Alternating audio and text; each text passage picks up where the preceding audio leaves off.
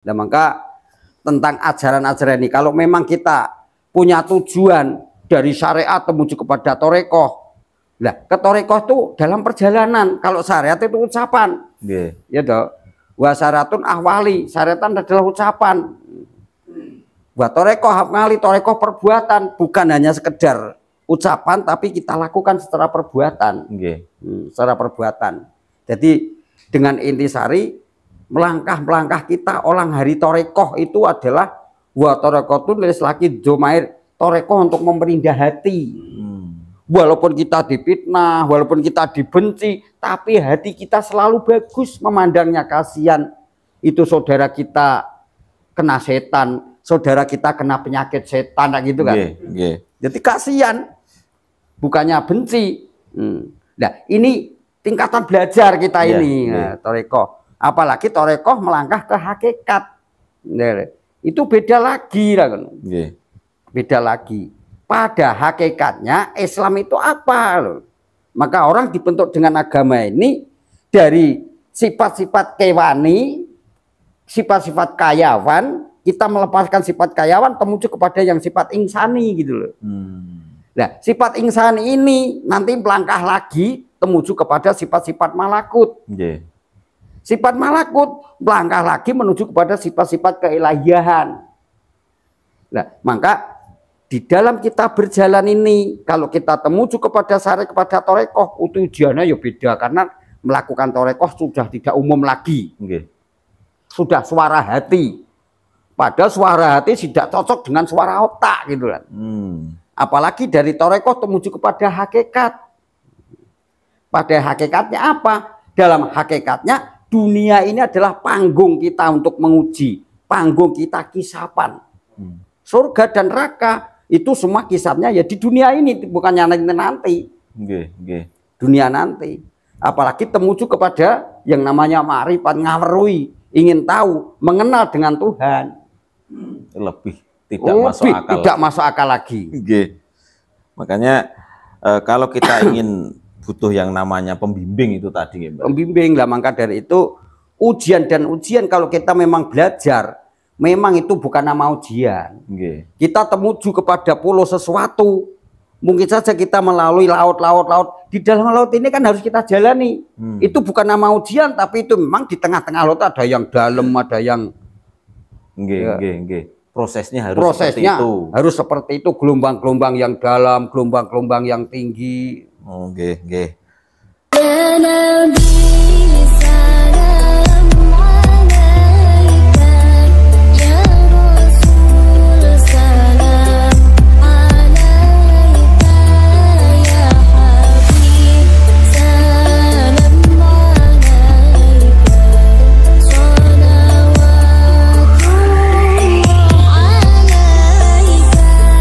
Assalamualaikum warahmatullahi wabarakatuh. Selamat malam, salam sejahtera buat kita semua. Kita kembali kepada channel Martabat 7 Syator yang bukan masih dalam pembahasan pembedahan buku Miftahul Jannah. Kita seperti biasa menjawab beberapa pertanyaan yang sudah dirangkum oleh tim kita. Ada beberapa pertanyaan niki. Pertanyaan pertama dari akunnya Tumijo saking Batam Kepri. Assalamualaikum warahmatullahi wabarakatuh. Waalaikumsalam warahmatullahi wabarakatuh. Saya menonton video yang berjudul Belajar Mati Sebelum Mati. Bisa membuatku menangis menonton video ini karena saya juga ingin mati sebelum mati. Karena setelah saya dalami makrifat ternyata masih belum cukup. Jujur saya pengen mondok di pesantren tapi belum tercapai. Tetapi tentang Allah Subhanahu wa Ta'ala aku selalu kepikiran Allah. Sehingga mimpi melihat lafaz Allah. Jawabku ini bukan Allah. Hanya tulisan hurufnya saja jawabku. Pada akhirnya saya mimpi Asmaul Husna. Mohon maaf panjang lebar mas. Saya merasa tersentuh hatiku dari Allah harus ke Allah, Mas. Jujur, saya tidak puas kalau hanya baca Al-Quran saja, aku ingin tahu semuanya. Dengan rendah hati, tolong pesan saya sampaikan ke Kiai Haji Muhammad Nurwarji, Mas. Dan saya mau tanya, yang pertama, adakah pantangan makan saat menjalani ma'rifatullah? Pertanyaan yang pertama, monggo, Mbah. Ya, riyadhah dan tirakat ya mungkin saja semua itu harus ada pantangan. Harus ada pantangan. Pantangan di dalam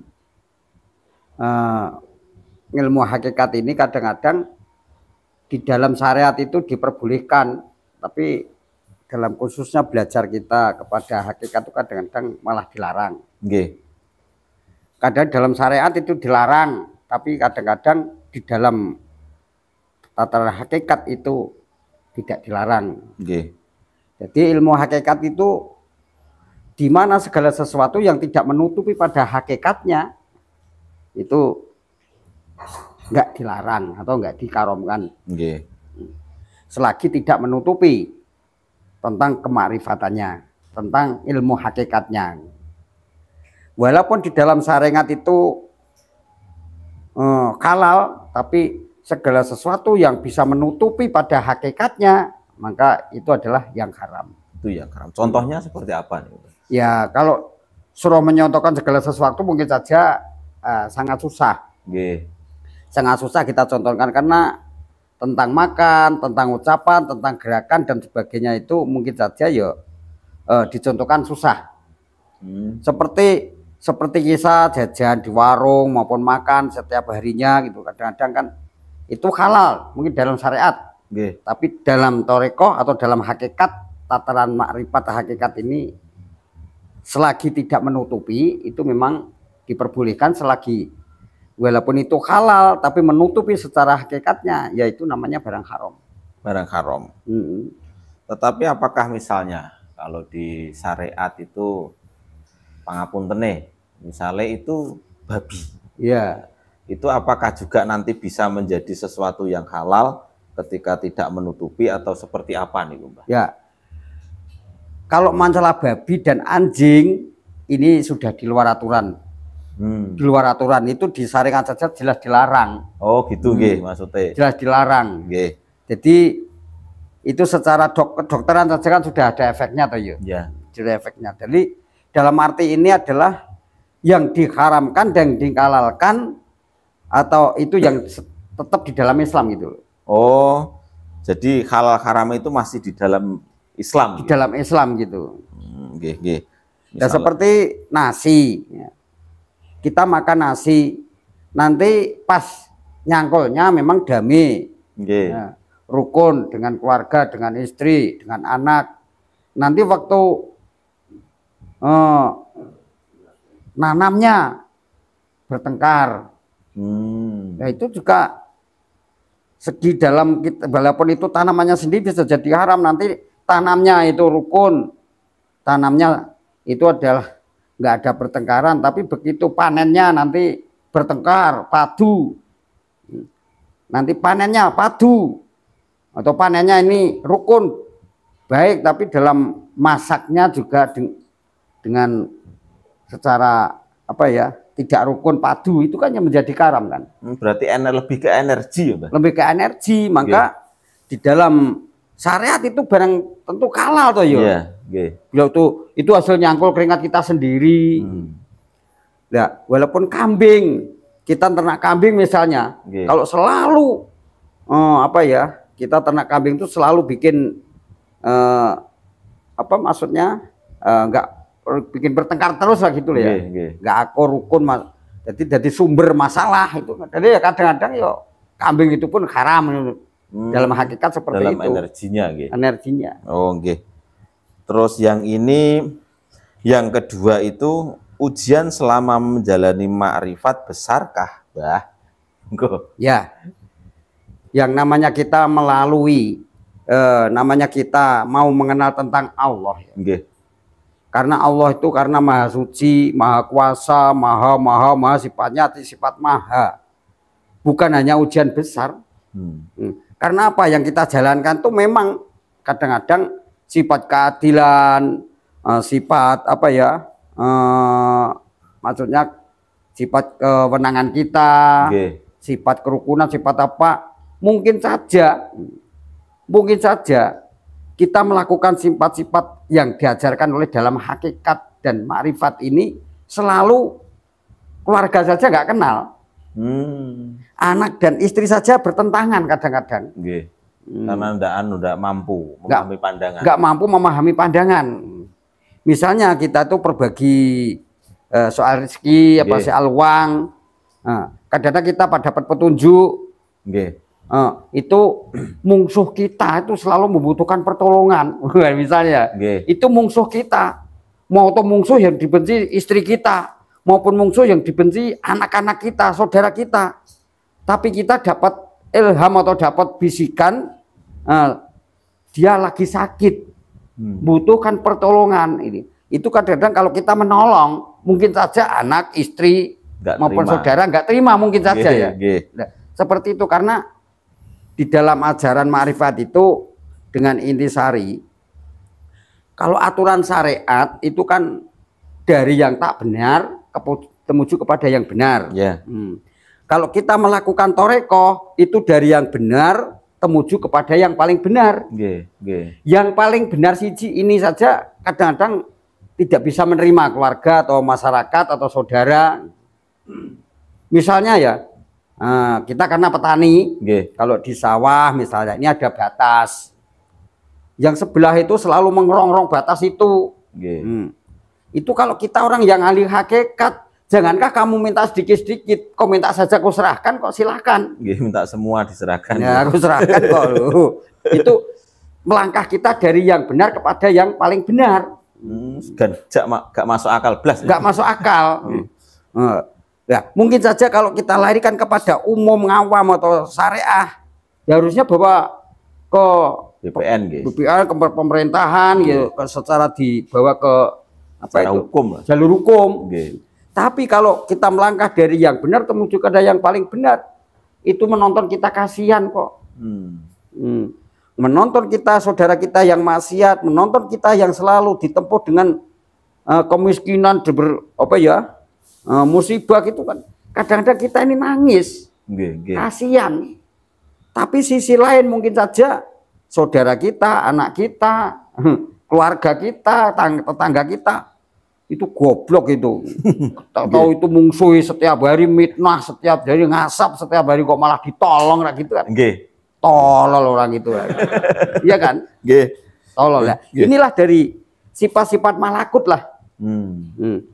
Nah, apalagi kita dinaikkan lagi dari yang paling benar menuju kepada yang maha benar. Tidak masuk akal lagi ini. Tidak masuk akal lagi. Nah, maka tentang ajaran-ajaran ini, kalau memang kita punya tujuan dari syariat menuju kepada torekoh, nah ke torekoh itu dalam perjalanan. Kalau syariat itu ucapan, ya toh. Wa syaratun ahwali, syariatan adalah ucapan. Wa torekoh ahwali, torekoh perbuatan, bukan hanya sekedar ucapan, tapi kita lakukan secara perbuatan. Secara perbuatan. Jadi dengan intisari, melangkah kita orang hari torekoh itu adalah wa torekoh tulis lagi jomair, torekoh untuk memperindah hati. Walaupun kita difitnah, walaupun kita dibenci, tapi hati kita selalu bagus memandangnya. Kasihan itu saudara kita kena setan, saudara kita kena penyakit setan, gitu kan. Jadi kasihan, bukannya benci. Nah, ini tingkatan belajar kita ini, torekoh. Apalagi torekoh melangkah ke hakikat, itu beda lagi lah kan. Beda lagi. Pada hakikatnya Islam itu apa loh? Maka orang dibentuk dengan agama ini dari sifat-sifat kewani, sifat-sifat kayawan, kita melepaskan sifat kayawan menuju kepada yang sifat insani gitu loh. Nah, sifat insani ini nanti melangkah lagi menuju kepada sifat-sifat malakut. Sifat malakut melangkah lagi menuju kepada sifat-sifat keilahian. Nah, maka di dalam kita berjalan ini, kalau kita temuju kepada syariat, kepada torekoh, tujuannya ya beda, karena melakukan torekoh sudah tidak umum lagi. Sudah suara hati. Padahal suara hati tidak cocok dengan suara otak gitu kan. Apalagi dari torekoh temuju kepada hakikat. Pada hakikatnya apa? Dalam hakikatnya dunia ini adalah panggung kita untuk menguji, panggung kita kisapan. Surga dan neraka itu semua kisahnya ya di dunia ini, bukannya nanti. Dunia nanti. Apalagi temuju kepada yang namanya ma'rifat, ngawerui, ingin tahu, mengenal dengan Tuhan. Lebih tidak masuk akal lagi. Makanya kalau kita ingin butuh yang namanya pembimbing itu tadi, pembimbing lah, maka dari itu ujian kalau kita memang belajar, memang itu bukan nama ujian. Kita temuju kepada pulau sesuatu, mungkin saja kita melalui laut. Di dalam laut ini kan harus kita jalani. Itu bukan nama ujian, tapi itu memang di tengah-tengah laut ada yang dalam, ada yang prosesnya harus seperti itu, gelombang-gelombang yang dalam, gelombang-gelombang yang tinggi.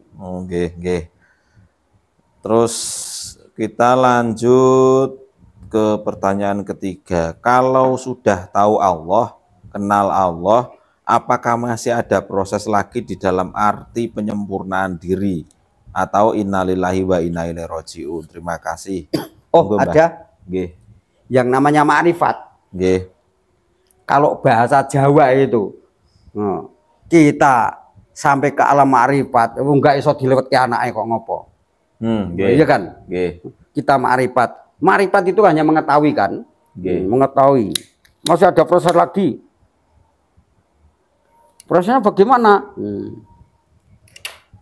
Misalnya ya, kita megang sesuatu. Seandainya orang itu megang sesuatu tentang ma'rifat, misalnya jeruk ya, misalnya kita megang jeruk itu mungkin saja saudara-saudara kita ini semua ini tahu jeruk, kenal jeruk, iya kan? Kenal jeruk, ngawerui atau melihat jeruk, mengenal jeruk. Nah, saya makan jeruknya, tapi semua saudara-saudara ini belum makan jeruk, yang makan jeruk saya. Mungkin saja ditanyakan rasanya jeruknya apa, manis, apa kayak gula, jawaban saya ya enggak. Apa kayak madu, ya enggak. Jeruknya bagaimana, asam, apa asamnya kayak asam, ya enggak, asamnya kayak jeruk lah. Kalau ingin tahu kita rasakan dong. Ada proses setelah ma'rifat. Proses setelah ma'rifat, kita harus merasakan. Kalau kita hanya sekedar kenal saja, yo nggak bisa merasakan, nggak bisa menyatu, nggak enak manfaatnya, nggak ada manfaatnya. Maka proses di situ, kalau kita sudah ma'rifat kepada Allah, mungkin saja orang-orang ahli thariqah semua adalah ma'rifat, ngawerui, kenal tentang Allah, kenal Allah, tapi hanya memandang kenal saja. Tapi proses ternyata belum bisa menyatu. Karena yang namanya Allah dengan makhluk itu sama sekali nggak ada jarak. Ibaratnya madu dan manis itu satu. Bukannya itu makhluk, ini Allah misalnya, beda-beda, enggak. Itu harus menyatu karena dipisahkan madu dan manisnya tidak bisa dipisahkan. Prosesnya seperti itu, maka kita menyatu, nyawiji kepada Allah. Itu prosesnya. Berarti tidak hanya berhenti di ma'rifat saja intinya. Ada prosesnya lagi. Terus ini ada lagi dari siapa?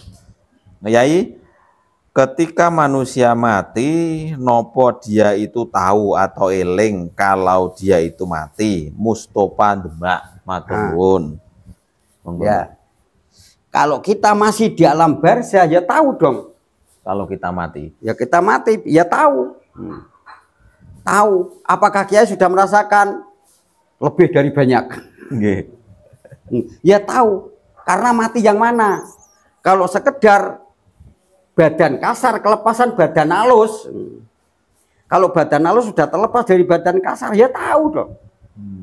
Ya tahu, maka dari itu waktu zaman dahulu itu banyak orang yang mumi-muminya kakek moyangnya, kakek buyutnya itu dikeringkan.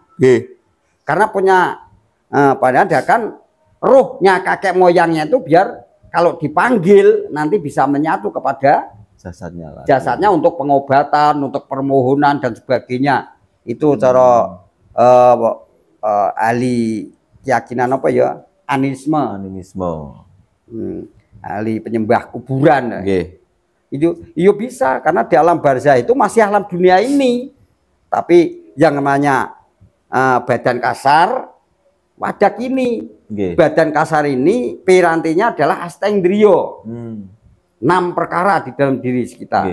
Pancandriya ditambah dengan 1 indriya, itu astengdriya 6 indriya. Kita lepaskan dari piranti-piranti kita, semua dari energi badan ini, kekuatan badan ini, fisik ini, ya dari pengucap, dari apa ya tuh, dari pelisan, pembau, pemandangan, pendengaran dan perasaan, semua itu adalah panca indria ditambah dengan pandangan hati. Pandangan hati yang dalam itu juga pun masih kekuatan astengdriya. Kalau itu lepas dari diri kita berarti kan itu lepasnya sang jasad ini. Jadi badan halus kita lepas dari jasad ini, dari badan kasar. Ya, kita seperti di dalam tidur ya. Karena yang namanya tidur itu tidak beda dengan kematian. Di dalam alam tidur itu astengdriya itu hanya istirahat, berhenti. Tapi yang indria yang keenam atau tali rasa yang namanya napas masih tetap. Nah, peristiwa di dalam alam barzah, di dalam kubur itu peristiwanya seperti di dalam alam mimpi. Di alam mimpi. Peristiwa seperti itu. Maka kalau mimpi itu hanya diperlihatkan seperempatnya. Tapi sewaktu nanti kita sudah mati, itu akan dikembalikan separuh ingatannya. Kalau di alam barzah itu. Di alam barzah. Karena memori-memori kita sudah hancur. Maka orang mimpi itu kan tidak punya akal toh yo. Kita dikejar-kejar oleh apa, kita lari, tahu-tahu sampai ke tempatnya lagi. Dia nggak bisa ngelak mau lari kemana karena akalnya tuh sudah nggak ada. Ada pandangan ilusi. Jadi astengdriya, poncondriya dan astengdriya ini lepas dari jasad itu, terus tali rasa yang namanya napas ini sudah lepas juga. Namanya mati. Kalau orang tidur itu tali rasa yang namanya napas itu masih aktif, tapi yang astengdriya itu sedang tidak makarti, tidak bekerja, istirahat. Nah, maka kalau kita istirahat waktu itu, nanti kalau kita tidur, sebagian astengdriya ini ada yang bangkit, misalnya penglihatan dan pendengaran. Penglihatannya masih tetap, pendengarannya masih tetap, tapi satu budi yang namanya gerakan, ciuman yang namanya pembau, lesan, itu semua masih tidur, masih terkunci. Ya masih terkunci, maka kadang pelilak-pelilik dia itu ya melihat masih utuh, juga dia merasakan apa-apa, tapi yang 3 terkunci, yang 2 sudah melek, maksudnya sudah bangkit atau belum tidur, yang 3 sudah tidur.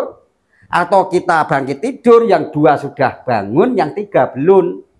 Itu jadinya tindihan atau gamgom. Kalau katakan, waduh saya tidur di tumpai gendruwo. Gendruwone dhewe padahal. Ya pikiran dhewe yang kacau ini. Biasanya orang tindihan dan orang gamgom itu orang kecapean, orang kacau pikiran. Ada juga yang berpikir bahkan, waduh saya ditumpai piye gendruwo.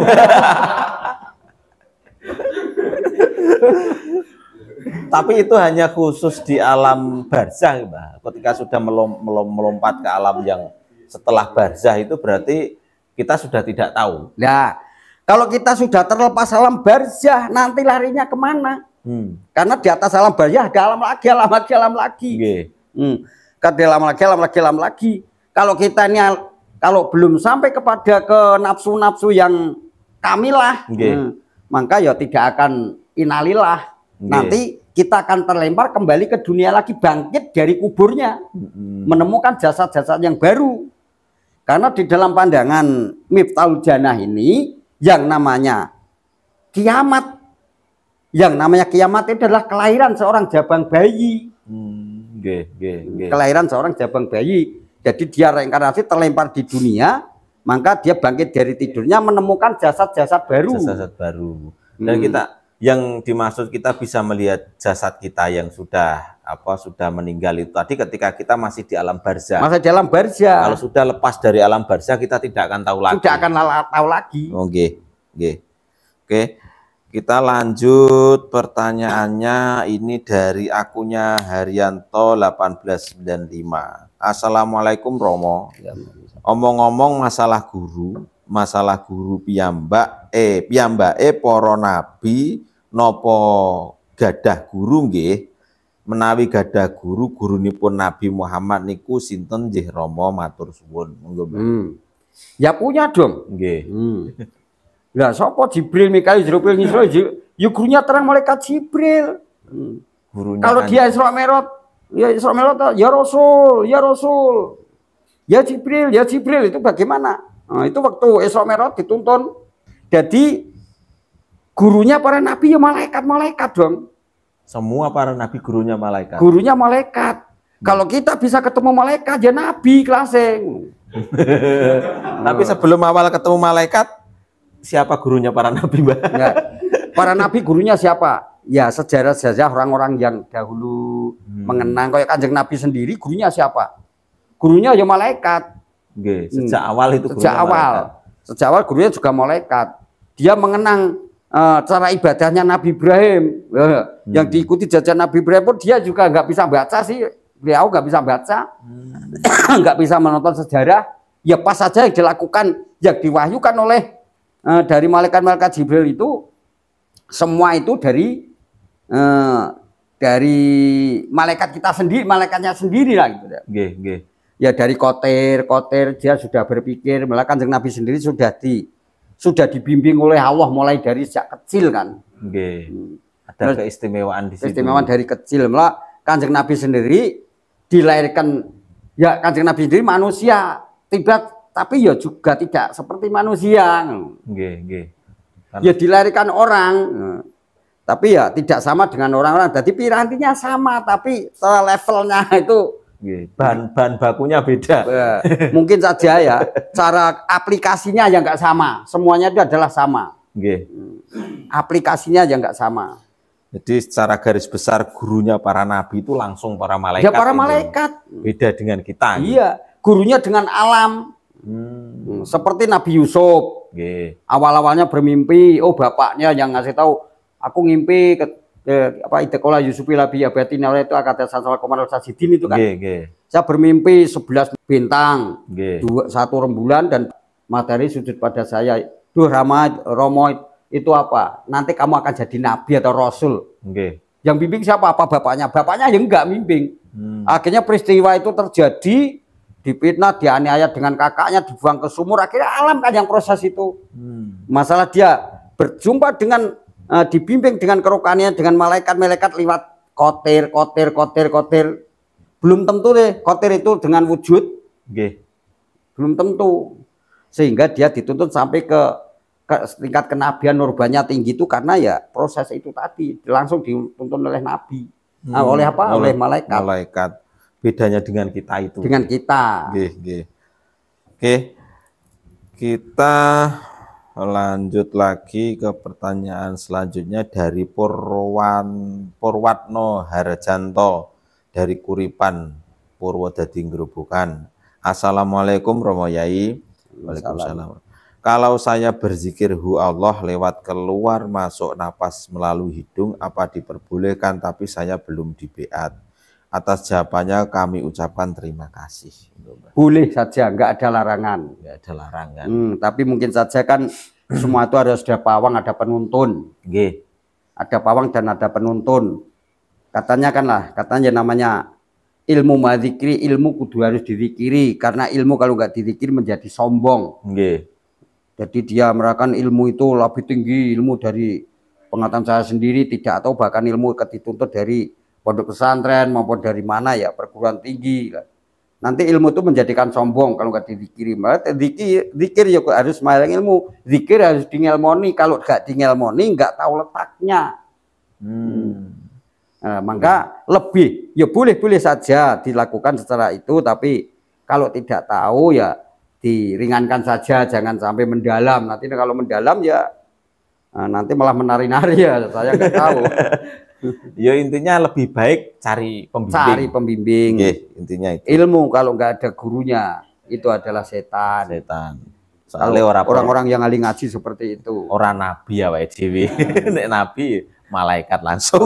Nabi sudah terjaga karena apa? Di dalam hatinya selalu ada nurun malakut. Nggih. Oke.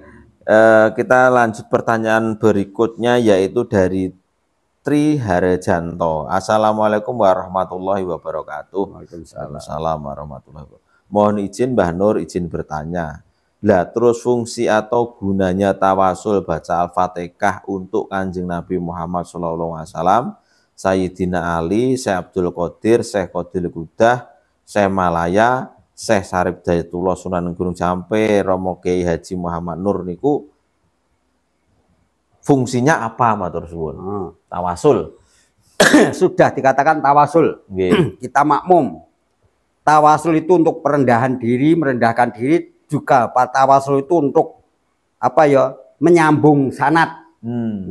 Menyambung sanad, bahkan kita mengakui itu adalah keluargaku.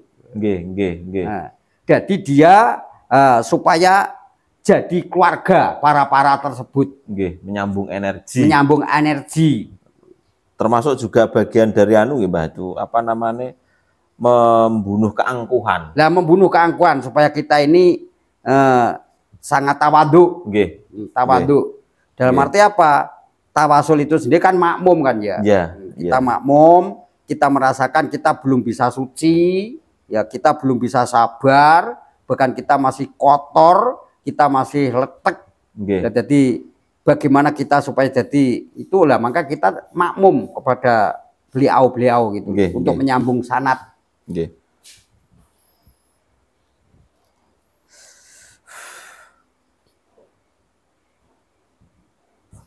Oke, kita lanjut lagi ke pertanyaan berikutnya, itu dari Tri Harjanto kembali. Assalamualaikum warahmatullahi wabarakatuh. Mohon izin Mbah Nur, izin bertanya, di YouTube Mbah Nur ngendiko pernah belajar pemanggilan roh, dan roh yang sempurna atau innalillahi wa inna ilaihi rajiun tidak bisa dipanggil. Mbah Nur mengajarkannya lagi nggak ke santri Thoreko Satoriyah untuk menambah kemantapan hati santri? Kalau mengajarkan, syarat dan ketentuannya apa saja yang harus dipatuhi santri? Apa Mbah Nur sekarang hanya khusus mengajarkan Thorekoh doang? Matur sembah nuwun Mbah. Monggo Mbah. Ya waktu dulu zaman di 2 kalimat syahadat ya. Zaman di 2 kalimat syahadat itu memang diajarkan seperti itu. Tapi karena itu panggilan roh itu juga termasuk judium. Dalam arti apa? Itu ya termasuk perdukunan juga. Ya untuk apa? Lebih sempurna di dalam Thorekoh kalau kita ini tidak sengaja nanti ditontonkan sendiri oleh Allah kepada para roh. Nggak usah meminta. Nggak usah meminta. Oh, ngoten nggih. Karena tingkatan-tingkatan kalau kita sampai di frekuensi yang mana. Kalau kita masuk frekuensi wilayahnya mereka juga kita bisa bersahabatan dengan dia gitu loh. Jadi efek sampingnya lebih sedikit. Nah iya, efek sampingnya lebih sedikit. Nah itu gunanya kita bertawasul. Karena kita makmum di belakang. Resikonya lebih kecil ya? Ya, sebenarnya lebih kecil. Ada penanggung jawab. Berarti sekarang sudah tidak mengajarkan itu lagi. Itu tadi malam saya undangan suruh musir seperti itu. Perwakilan. Suruh kau lagi saya perwakilan oleh Gus Yono. Gua piye gendruwo. Kok wae piye-piye gendruwo. Oke, kita lah.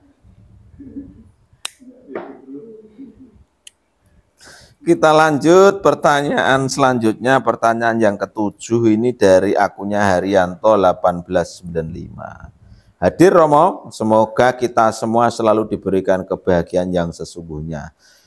Awal akhir selama-lamanya. Mohon maaf kalau saya salah. Masalah pejabat geseng yang zikir di atas batu 3 tahun. Apa ini cuma sanepan? Sebab kebalikan batu itu tobat selama 3 tahun. Di sini kalau disipati Sunan Geseng beralih laku lurus apa adanya, artinya tidak korupsi waktu menjabat dan bla bla bla bla dan lain sebagainya.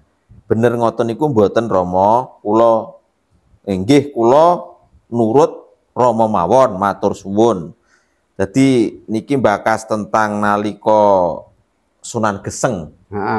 Sunan Geseng zikir 3 tahun teng watu niki ada penjelasan lain bahwasanya maknanya itu tobatnya selama 3 tahun ngoten Mbah. Apakah itu benar nopo salah? Ya kemungkinan saja anggaplah benar gitu saja. Anggaplah benar.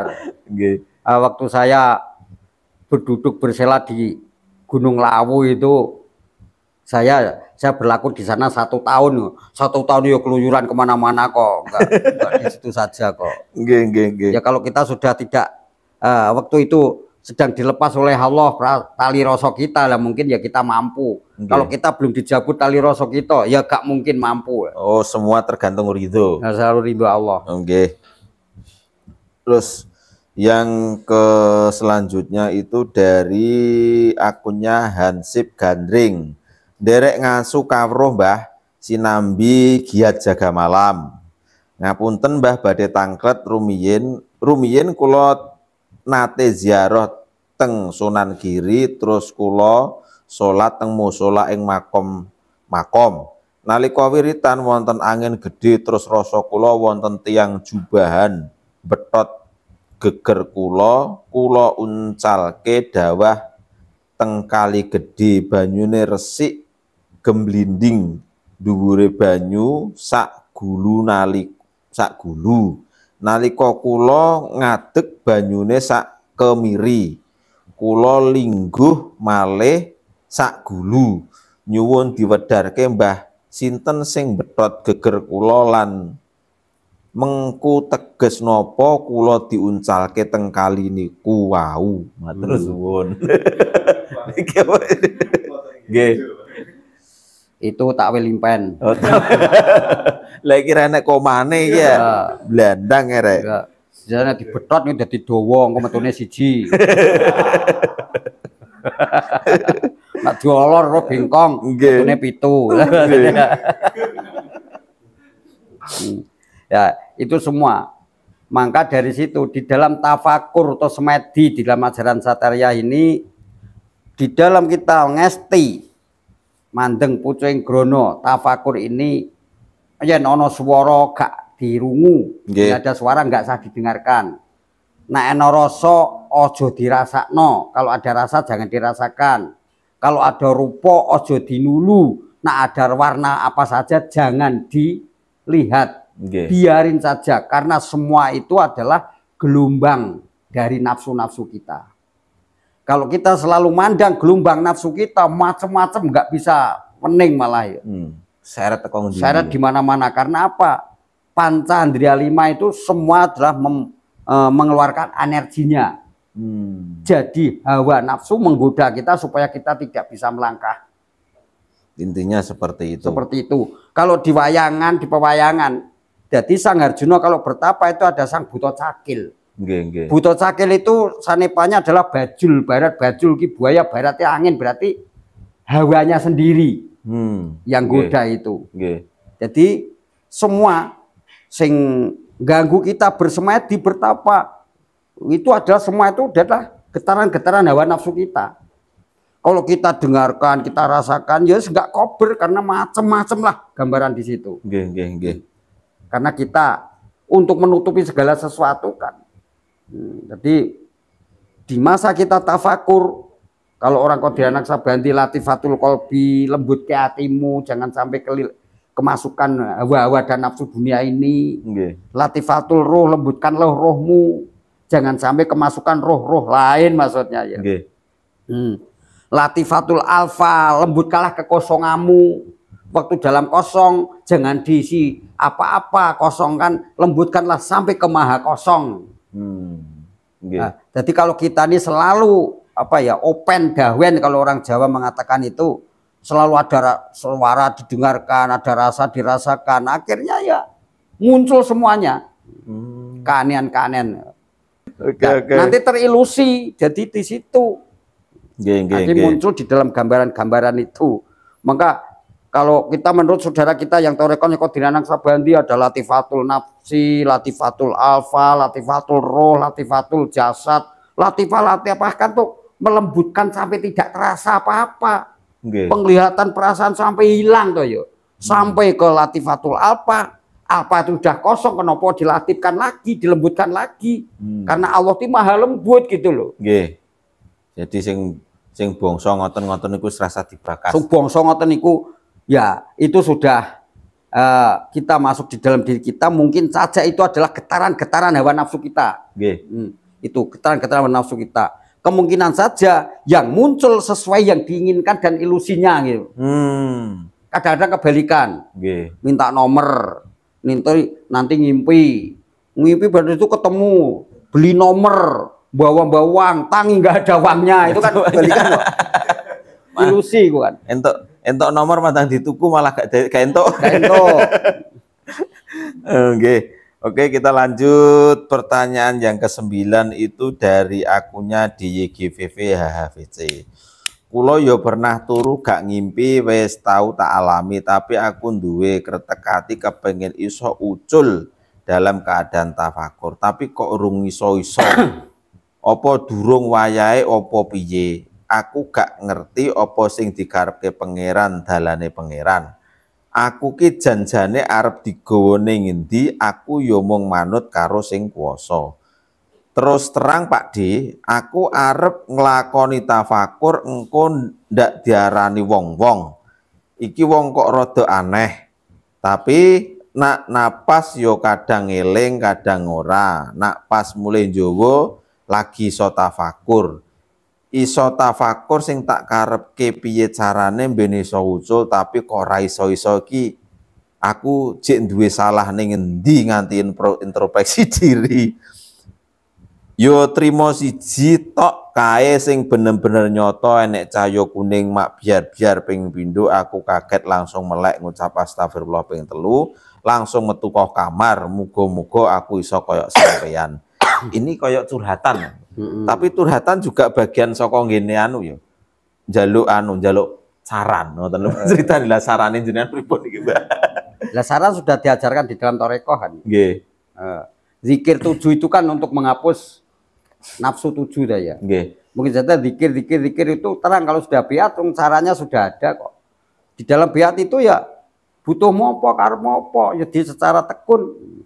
Kadang-kadang kita ini kalau memang ya kita mengejar seperti yang alus-alus seperti, nanti kalau punya keinginan malah keinginan itu jadi pepalang. Keinginan itu iya, yang muncul keinginan itu nanti malah jadi pikiran. Karena namanya tafakur melepaskan fikir. Kalau kita masih mikir punya keinginan berarti kan didorong nafsu.